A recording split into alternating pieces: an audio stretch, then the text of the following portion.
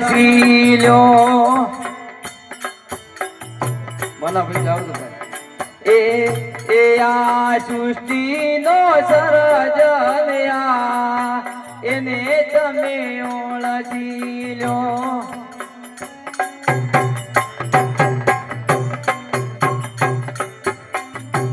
સદગુરુ મહારાજની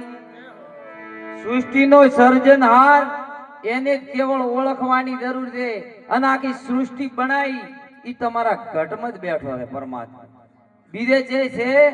તમે જોઈ લો તો આ મંદિર છે આ મંદિરમાં નિર્ગુણ નિરાકાર પરમાત્મા બેઠો છે આપણે બધા ભણતા હતા તારે એક ગીતા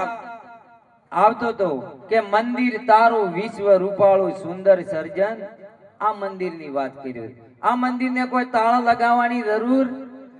આ મંદિરમાં આ મંદિર મોણે કર્યું છે પણ આ મંદિર પ્રગટ પરમાત્માએ કર્યું છે જે રહીને કર્યું છે તો આપણી માના ઘટમાં બેસીને કર્યું છે પરમાત્માએ ઈ પરમાત્મા ઓળખવાની આપણે જરૂર છે પરમાત્મા એવો છે કે જેમ તલમાં તેલ છે મેડીના પત્તામાં મેજી છે શેરડીના હોઠામાં રસ છે એમ મોણના ઘટ ઘટની અંદર પરમાત્માનો વાસ છે મોણના ઘટ ઘટની અંદર પરમાત્માનો વાસ છે